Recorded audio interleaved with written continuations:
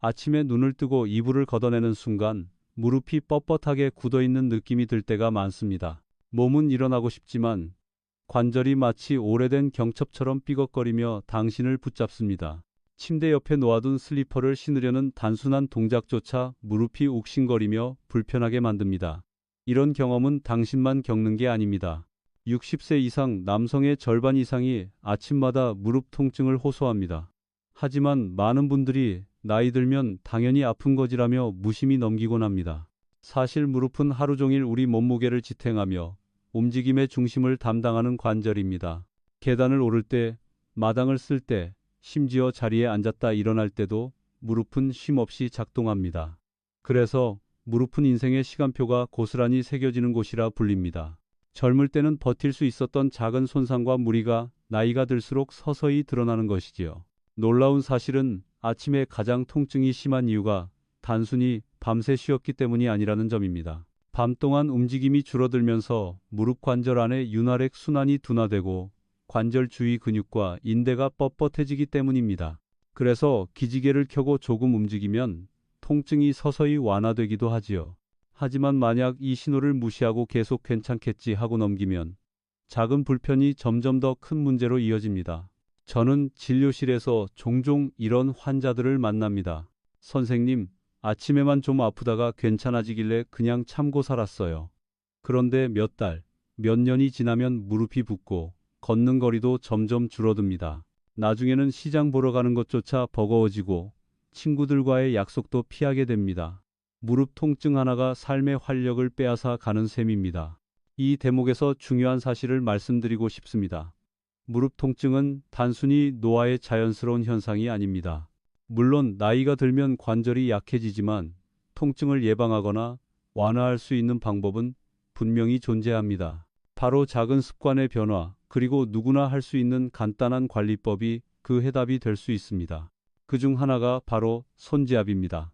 손가락 하나로 특정 부위를 눌러주는 것만으로도 혈액순환을 돕고 신경을 자극해 무릎의 긴장을 풀어줄 수 있습니다.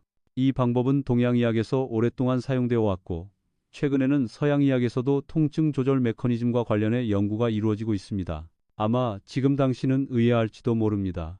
정말 손가락으로 누른다고 무릎이 좋아질까? 네, 그렇습니다. 물론 모든 사람에게 기적 같은 효과가 나타나는 것은 아닙니다. 하지만 꾸준히 실천하면 분명히 도움을 받는 분들이 있습니다. 중요한 것은 바로 오늘부터 시작하는 작은 실천입니다. 잠시 눈을 감고 상상해 보세요. 아침에 무릎이 아파서 일어나기조차 힘들었던 당신이 몇 달 뒤에는 가볍게 일어나 부엌에서 따뜻한 차를 끓여 마실 수 있다면 얼마나 기쁠까요? 혹은 손주와 공원에서 걸으면서 예전처럼 활짝 웃을 수 있다면 그것이 바로 오늘의 선택이 만들어내는 미래입니다. 이 영상이 도움이 되셨다면 구독과 좋아요 눌러주세요. 작은 실천이 건강을 바꿀 수 있습니다. 이제 우리는 무릎이 왜 나이 들수록 약해지는지 그 과학적 배경을 하나씩 짚어가 보겠습니다. 당신은 아마도 이렇게 생각할 수 있습니다. 왜 하필 60세 이후부터 무릎이 더 아프기 시작할까? 사실 이 질문은 많은 환자들이 진료실에서 가장 먼저 던지는 말 중 하나입니다. 무릎이 단순히 나이가 많아졌다는 이유만으로 아픈 건 아닙니다. 그 속에는 세 가지 뚜렷한 원인이 숨어 있습니다. 첫째는 연골의 퇴행입니다. 무릎 관절 안에는 뼈와 뼈가 직접 부딪히지 않도록 보호해주는 연골이 있습니다. 이 연골은 말 그대로 쿠션 같은 역할을 하지요. 하지만 나이가 들면서 이 연골은 점점 얇아지고 탄력이 줄어듭니다. 젊을 때는 하루 종일 걸어도 아무렇지 않았는데 지금은 조금만 오래 걸어도 관절이 욱신거리는 이유가 바로 여기에 있습니다. 둘째는 근육과 인대의 약화입니다. 무릎 주변에는 큰 허벅지 근육과 종아리 근육, 그리고 관절을 지탱하는 여러 인대가 자리 잡고 있습니다. 이들이 튼튼해야만 무릎이 안정적으로 움직일 수 있습니다. 그런데 나이가 들면 근육이 쉽게 빠지고 인대도 유연성을 잃습니다.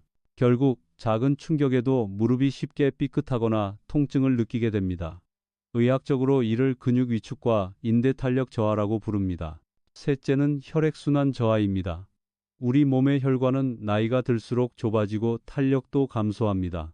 무릎은 특히 혈류 공급이 원활하지 않으면 금방 피로가 쌓이고 회복이 더뎌집니다. 그래서 예전에는 하루 자고 나면 괜찮던 통증이 이제는 이틀, 3일씩 가는 경우가 많아집니다. 흥미로운 사실은 이 세 가지 원인은 서로 얽히면서 악순환을 만든다는 점입니다. 연골이 다르면 통증이 생기고 통증 때문에 움직임을 줄이면 근육이 약해집니다.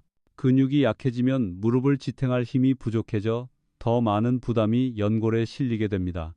그 과정에서 혈액순환도 더 나빠지고 결국 통증은 점점 심해집니다. 진료실에서 자주 듣는 이야기 중 하나가 있습니다. 선생님, 그냥 나이 드니 무릎이 아픈 거 아닙니까? 물론 나이는 중요한 요인입니다. 하지만 여기에는 개인차가 있습니다. 어떤 분은 80세에도 잘 걷고 여행 다니는 반면 어떤 분은 65세만 되어도 무릎 때문에 집 밖을 나서기 힘듭니다. 그 차이는 단순히 운이 아니라 평소 생활 습관과 관리 여부에서 비롯됩니다. 실제로 연구를 보면 규칙적으로 걷거나 근력 운동을 하는 노인은 무릎 연골이 더 오래 보존되고 통증 발생도 늦게 찾아옵니다. 반대로 앉아있는 시간이 길고 체중이 많이 나가는 경우에는 무릎 퇴행이 훨씬 빨리 진행됩니다. 이 점에서 무릎 건강은 단순히 시간의 문제가 아니라 관리의 문제라고 할 수 있습니다. 또 하나 중요한 사실은 무릎 건강은 단순히 다리만의 문제가 아니라는 것입니다. 무릎은 우리 몸의 하중을 가장 먼저 받는 관절이기 때문에 허리와 골반, 발목까지 영향을 미칩니다. 그래서 무릎이 약해지면 걷는 자세가 변하고 결국 허리 통증이나 발목 불균형까지 이어질 수 있습니다. 마치 건물의 기초가 약해지면 전체 구조가 흔들리는 것과 같습니다. 혹시 당신도 최근 들어 계단 오르기가 점점 버거워지고 오래 서 있으면 무릎이 뻐근하지 않으신가요? 그렇다면 이미 무릎이 보내는 작은 경고 신호를 받고 계신 겁니다. 중요한 건 이 신호를 무시하지 않는 것입니다. 무릎은 한번 망가지면 되돌리기가 어렵지만 지금부터라도 관리하면 훨씬 늦출 수 있습니다. 이제 우리는 한 걸음 더 들어가 보겠습니다. 왜 움직이지 않으면 오히려 통증이 더 심해지는지, 그리고 이 역설적인 현상이 무릎 건강에 어떤 의미를 가지는지 알아보겠습니다. 무릎이 아플 때 많은 사람들이 인스팅티브리 이렇게 생각합니다. 아프니까 움직이지 말고 가만히 쉬는 게 낫겠지. 얼핏 들으면 합리적인 선택 같지만 무릎 건강에서는 이 판단이 의외의 함정을 만듭니다. 움직임을 줄일수록 통증이 더 심해지는 역설적인 악순환이 시작되기 때문입니다. 왜 이런 일이 벌어질까요? 우선 관절 윤활액 때문입니다. 무릎 관절 속에는 뼈와 연골이 부드럽게 움직일 수 있도록 돕는 윤활액이 있습니다. 그런데 이 윤활액은 단순히 가만히 있을 때 흘러나오는 것이 아니라 움직일 때 순환이 활발해집니다. 마치 오래 세워둔 자동차 엔진 오일이 뻑뻑해지듯 무릎도 움직이지 않으면 관절 안이 뻣뻣해지고 통증이 심해집니다. 또 다른 이유는 근육의 긴장과 약화입니다. 무릎 주위 근육은 마치 안전벨트처럼 관절을 보호하는 역할을 합니다. 하지만 오랫동안 움직이지 않으면 근육이 경직되거나 점점 약해집니다. 이렇게 되면 무릎이 받는 하중이 더 커지고 작은 동작에도 쉽게 통증이 발생하지요. 결국 통증 때문에 쉬고 파이 근육이 약해지고 더 큰 통증이 생기는 악순환이 반복됩니다. 진료실에서 한 환자분의 사례가 기억납니다. 68세 남성 환자였는데 처음에는 아침마다 조금 뻐근한 정도였습니다. 그런데 점점 걷는 거리가 줄고 결국 집 안에서도 무릎을 아끼느라 소파에만 앉아 계셨습니다. 6개월 뒤에는 근육이 빠지면서 계단을 거의 오를 수 없을 정도가 되셨습니다. 움직이지 않은 게 오히려 제 무릎을 망친 거군요. 하시던 그분의 한숨이 아직도 기억에 남습니다. 여기서 중요한 통찰이 있습니다. 적절한 움직임은 곧 약이 된다는 사실입니다. 무릎이 아프더라도 완전히 멈추는 것이 아니라 무리되지 않는 범위에서 부드럽게 움직여야 합니다. 실제로 정형외과 학회에서는 무릎 관절염 환자에게 가벼운 스트레칭, 수중 운동, 그리고 매일의 짧은 걷기를 권장합니다. 이렇게 해야 관절 윤활액이 원활히 순환하고 근육이 서서히 다시 힘을 되찾을 수 있습니다. 물론 이 부분에 대해 의견이 갈리기도 합니다. 일부 환자들은 움직이면 더 아픈데 억지로 해야 하냐는 반론을 제기합니다. 실제로 초기에는 조금의 통증이 있을 수 있습니다.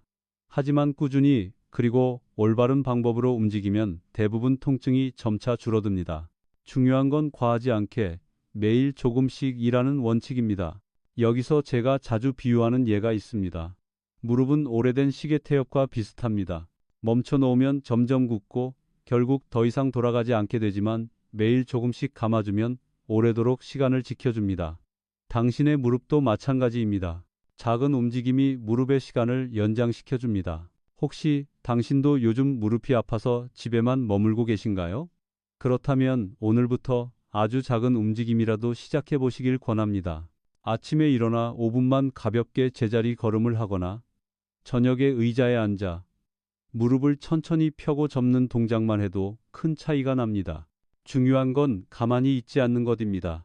이제 무릎 통증을 줄여주는 가장 간단하면서도 흥미로운 방법 중 하나인 손지압의 원리에 대해 깊이 들어가 보겠습니다.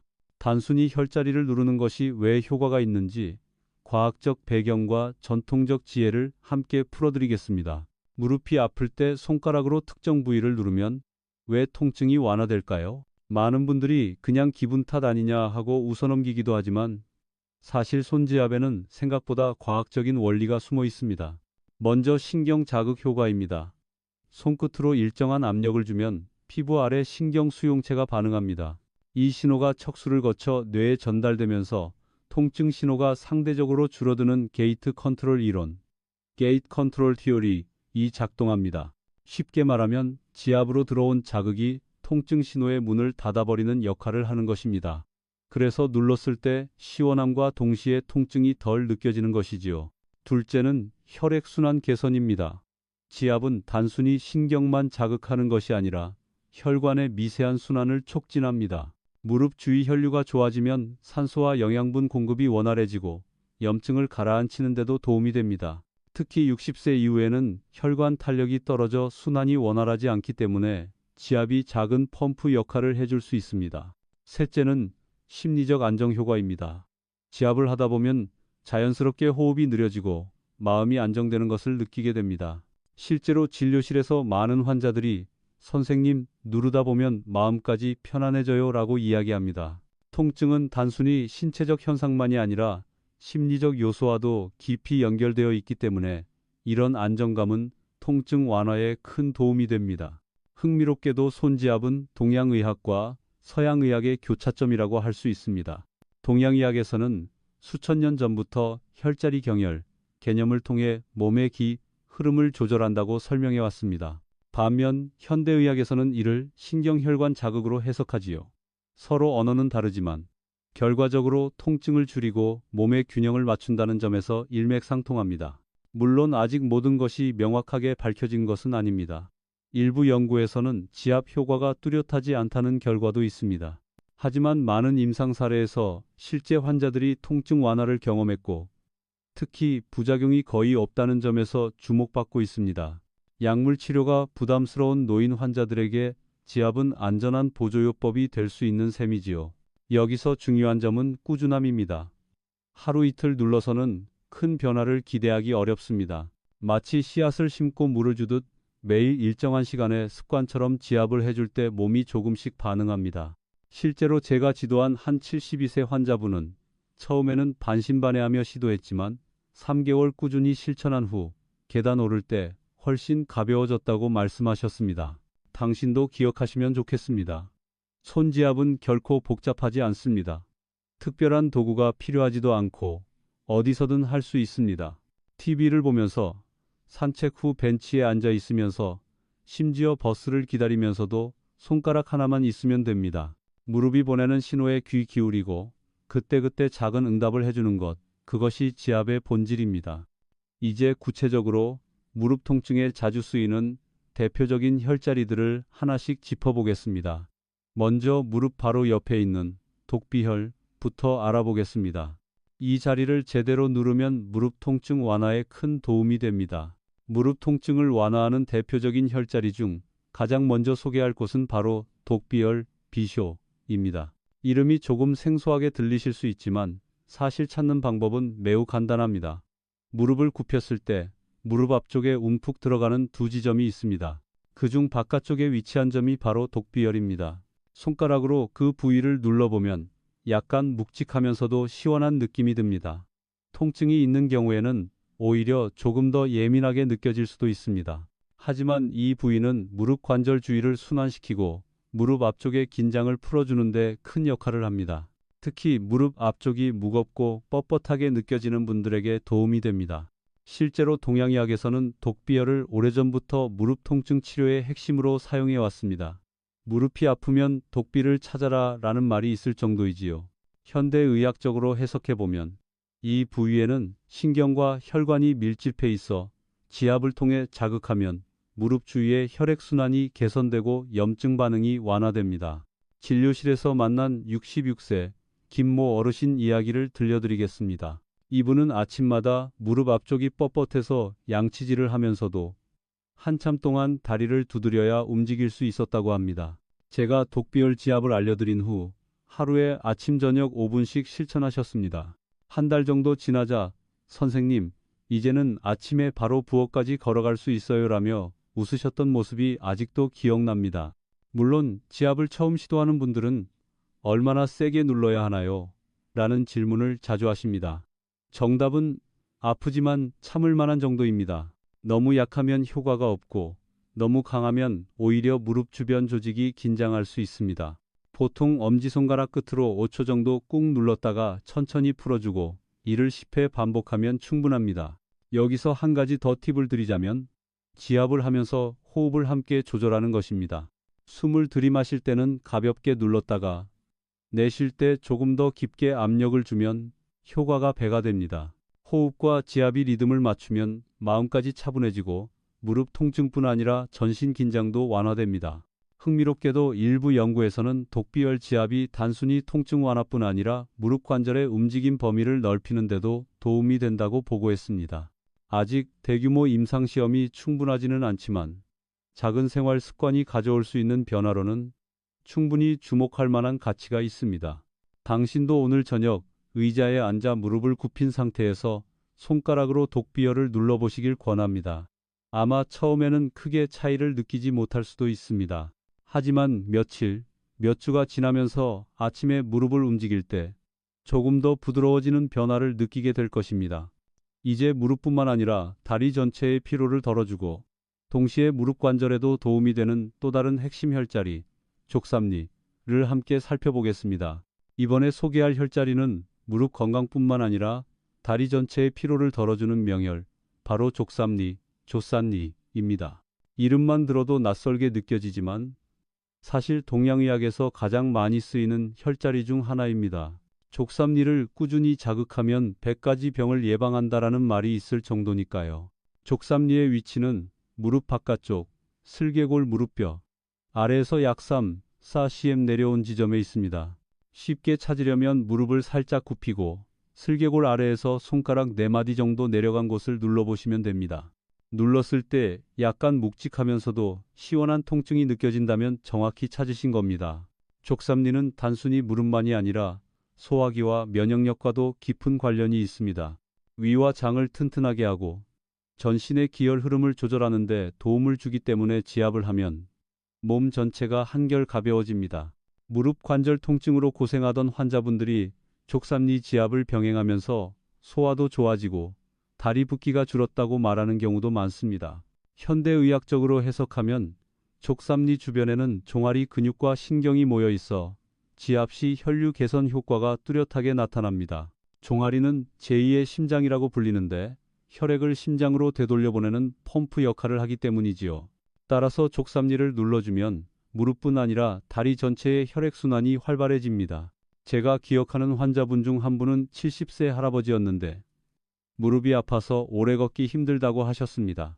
그런데 족삼리를 꾸준히 지압하면서 아침마다 20분씩 산책을 시작하셨고 2달 뒤에는 이제는 손주랑 축구공을 굴릴 수 있게 됐어요 라며 활짝 웃으셨습니다.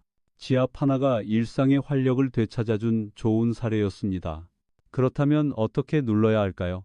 보통 엄지손가락이나 중지 끝을 이용해 5초간 꾹 누른 뒤 2초 쉬고 다시 누르는 동작을 15회 반복하는 것이 좋습니다.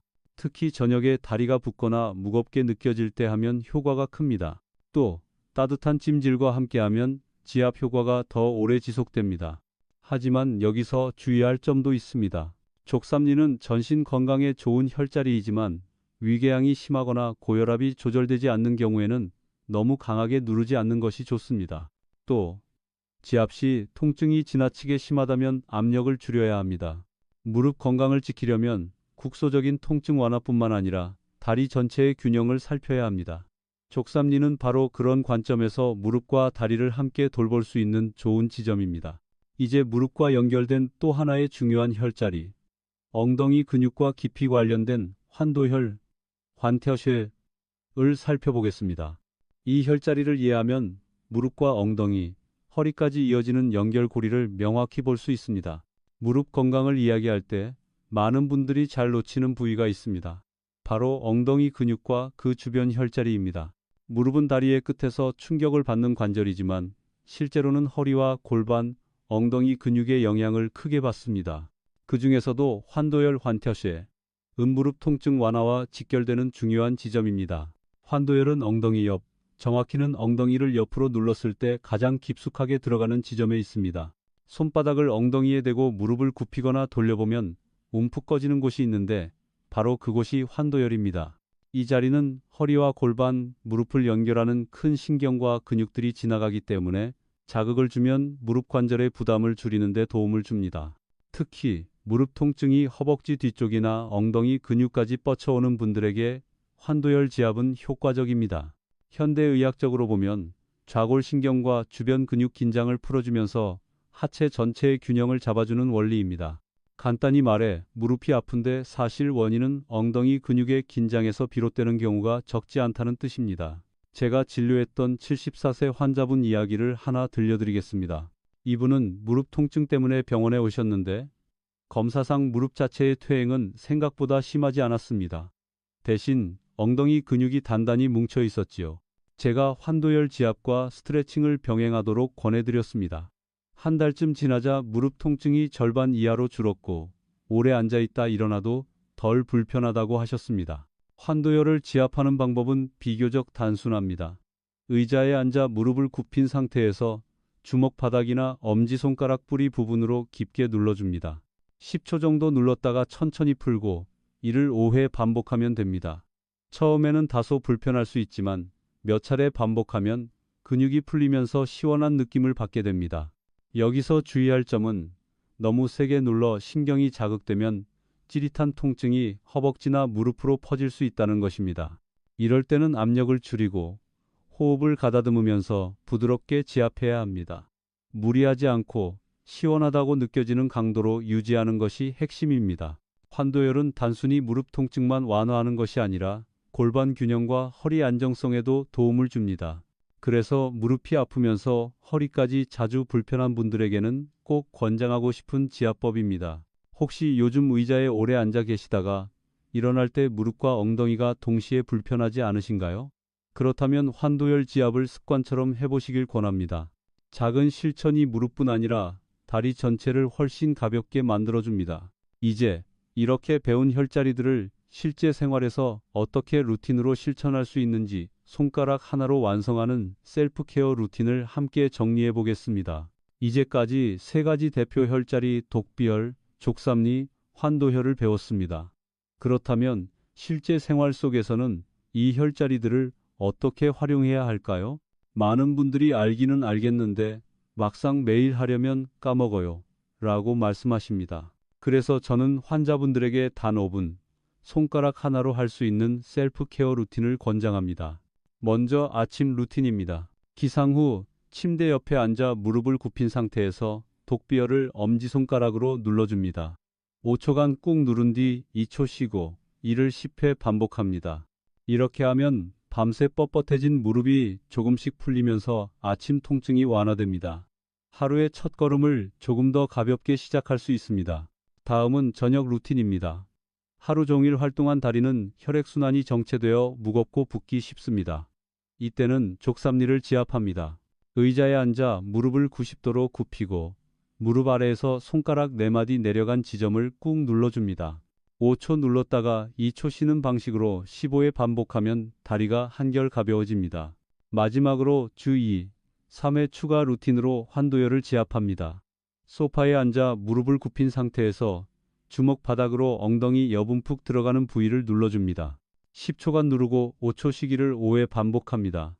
이 과정은 무릎뿐 아니라 골반과 허리까지 풀어주는 효과가 있어 전신의 하체 균형을 맞추는 데 도움을 줍니다. 제가 진료했던 한 72세 여성 환자분은 이 3단계 루틴을 매일 꾸준히 실천하셨습니다. 처음에는 무릎이 아파서 동네 시장도 가지 못했지만 2달 후에는 버스를 타고 친구들과 공원 산책을 다녀올 수 있게 됐습니다. 선생님, 이게 무슨 특별한 약도 아닌데 꾸준히 하니까 삶이 달라졌어요. 라는 말씀을 들을 때 저 역시 큰 보람을 느꼈습니다. 여기서 중요한 것은 길게, 완벽하게 하려는 욕심이 아니라 짧게, 꾸준히 하는 태도입니다. 5분이면 충분합니다. TV 뉴스를 보는 시간에, 손주와 통화하는 시간에, 혹은 잠깐 쉬는 시간에도 할 수 있습니다. 또 하나 기억하셔야 할 점은 지압을 할 때 억지로 세게 누르지 않아야 한다는 것입니다. 흔히 아픈 만큼 효과 있다라고 생각하시지만 사실은 편안하지만 묵직한 자극이 가장 적절합니다. 너무 아프게 누르면 근육이 오히려 긴장해서 역효과가 날 수 있습니다. 물론 지압만으로 모든 문제가 해결되는 것은 아닙니다. 하지만 이 간단한 루틴은 무릎 통증 관리의 첫걸음을 떼기에 충분합니다. 생활 속 작은 습관이 무릎 건강의 미래를 바꿀 수 있습니다. 이제 손지압에 대해 조금 더 깊이 들어가 보겠습니다.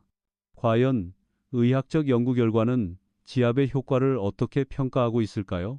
지압의 과학적 근거와 여전히 남아있는 논쟁을 함께 살펴보겠습니다. 손지압에 대해 이야기하면 가장 많이 나오는 질문은 이것입니다. 정말 의학적으로 효과가 있는 건가요? 아니면 그냥 기분 탓인가요? 사실 이 문제는 오랫동안 학계에서도 논의가 이어져 왔습니다. 일부 연구에서는 지압이 무릎 통증 완화에 뚜렷한 효과를 보였다고 보고하지만 또 다른 연구에서는 통계적으로 큰 차이가 없다는 결과가 나오기도 합니다. 그렇다면 진실은 어디에 있을까요? 먼저 긍정적인 결과들을 살펴보겠습니다. 국내외에서 진행된 몇몇 임상 연구에서는 무릎 관절염 환자들에게 독비열, 족삼리 같은 혈자리를 지압하게 했을 때 통증 강도가 줄고 걷는 거리가 늘어났다는 보고가 있습니다. 특히 약물 치료를 병행하는 환자들에게 부작용 없이 추가적인 완화 효과를 주었다는 점이 강조됩니다. 실제로 진통제를 줄이면서도 일상생활을 유지할 수 있었다는 사례가 적지 않습니다. 반대로 지압 효과를 회의적으로 보는 연구자들도 있습니다. 일부에서는 환자들이 지압을 받으면서 느끼는 심리적 안정감이 통증 완화로 이어진 것일 뿐 직접적인 의학적 효과는 제한적이다라고 주장합니다. 이른바 플라시보 효과, 플라시보 이펙트의 가능성을 제기하는 것이죠. 하지만 저는 임상 현장에서 이런 논쟁을 접할 때마다 이렇게 말씀드립니다. 어쨌든 통증이 줄어 환자가 일상으로 돌아갈 수 있다면 그것만으로도 의미가 있지 않겠습니까? 실제로 환자들이 경험하는 변화는 단순한 숫자 이상의 가치가 있습니다. 또 흥미로운 사실은 지압이 통증 완화에 미치는 효과가 개인차가 크다는 점입니다. 같은 방법으로 눌러도 어떤 분은 극적인 변화를 느끼고 어떤 분은 거의 차이가 없다고 말합니다. 이는 무릎 상태, 생활 습관, 심리적 요인 등 다양한 요소가 얽혀 있기 때문입니다. 이 부분은 마치 약을 먹는 것과 비슷합니다. 어떤 약은 어떤 환자에게 잘 듣지만 다른 환자에게는 효과가 제한적인 경우가 있지요. 지압도 같은 맥락에서 이해할 수 있습니다. 즉, 모든 사람에게 기적의 치료법은 아니지만 부작용이 적고 쉽게 시도할 수 있는 보조요법이라는 점에서 충분히 의미가 있습니다. 저는 환자들에게 이렇게 권유합니다. 효과가 있든 없든 일단 2~3달만 꾸준히 해보십시오. 몸이 직접 대답해 줄 겁니다. 놀랍게도 이 과정을 거친 많은 환자분들이 생각보다 좋아졌습니다. 라고 이야기합니다. 바로 그 순간 지압의 가치는 입증되는 셈이지요. 결국 중요한 것은 과학적 근거와 개인의 경험을 함께 존중하는 태도입니다. 아직 지압의 모든 메커니즘이 명확히 밝혀진 것은 아니지만 수많은 노인 환자들에게 삶의 질을 높이는 실질적 도움을 주고 있는 것도 사실입니다. 이제 연구 결과와 논쟁을 넘어서 실제로 지압을 통해 삶이 바뀐 한 어르신의 이야기를 들어보겠습니다. 무릎 통증 때문에 집 밖을 나서지 못하던 분이 손지압 덕분에 다시 걷기 시작한 감동적인 사례입니다. 진료실에서 잊을 수 없는 한 분이 있습니다. 76세의 박모 어르신이었는데 처음 오셨을 때는 표정이 무겁고 걸음걸이도 힘겨워 보였습니다.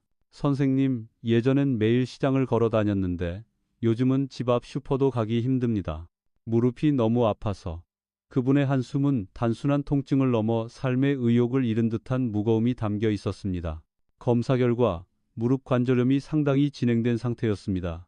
약물 치료와 물리 치료를 권했지만 박 어르신은 약부작용을 우려하며 주저하셨습니다. 그래서 저는 생활 속에서 시도할 수 있는 방법으로 손지압 루틴을 알려드렸습니다. 매일 10분만 투자해보세요.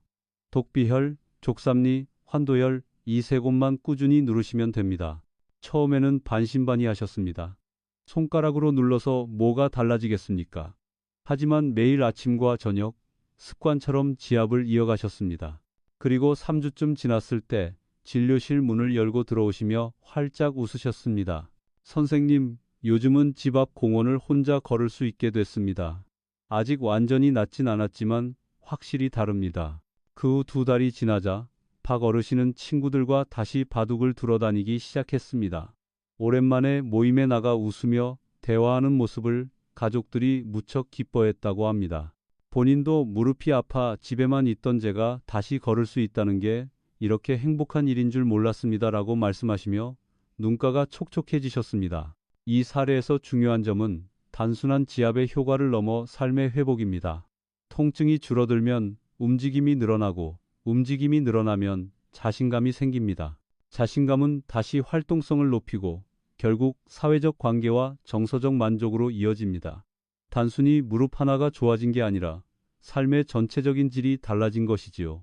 물론 모든 환자가 박 어르신처럼 큰 변화를 경험하는 것은 아닙니다. 하지만 중요한 건 시작했다는 것입니다. 지압은 약값도 들지 않고 특별한 장비도 필요 없으며 부작용도 거의 없습니다. 그러니 시도하지 않을 이유가 없습니다.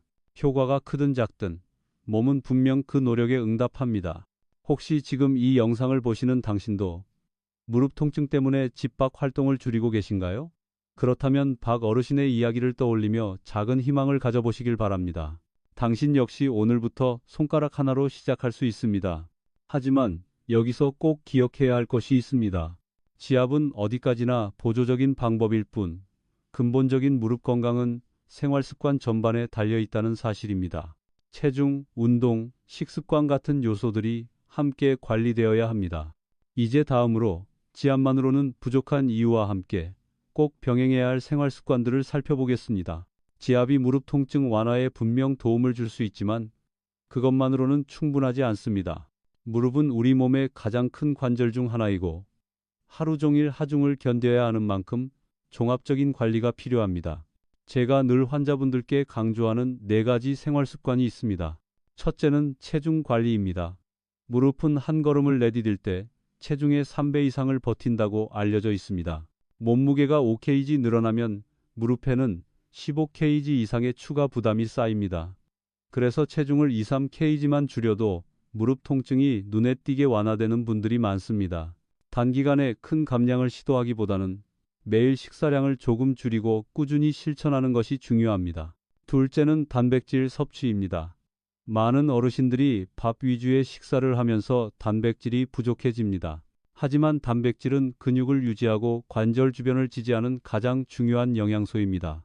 특히 콩, 두부, 생선, 달걀 같은 소화 잘 되는 단백질을 꾸준히 섭취하는 것이 좋습니다. 제가 만난 한 70대 어르신은 하루에 달걀 하나를 꼭 챙겨 먹으며 근육량이 회복되고 계단 오르기가 훨씬 수월해졌습니다. 셋째는 근력 운동입니다. 무릎 주변 근육은 관절의 보호대와 같습니다. 근육이 단단해야 무릎이 받는 충격을 나눌 수 있습니다. 하지만 무릎이 아프다고 운동을 피하면 근육이 더 약해지고 결국 통증은 더 심해집니다. 그래서 저는 의자에 앉아 무릎 펴기, 벽에 기대어 앉기 같은 가벼운 운동부터 시작하도록 권합니다. 하루 5분, 일주일에 3회만 해도 분명 변화를 느낄 수 있습니다. 넷째는 생활 습관 교정입니다. 오래 앉아 있지 않고 30분마다 일어나 가볍게 걷는 것만으로도 무릎 건강에 큰 도움이 됩니다. 또한 계단을 오를 때는 무리하지 말고 가능하면 엘리베이터를 이용하는 것도 지혜로운 선택입니다. 운동과 무리한 사용은 다르다는 것을 기억해야 합니다. 물론 여기에도 논란은 있습니다.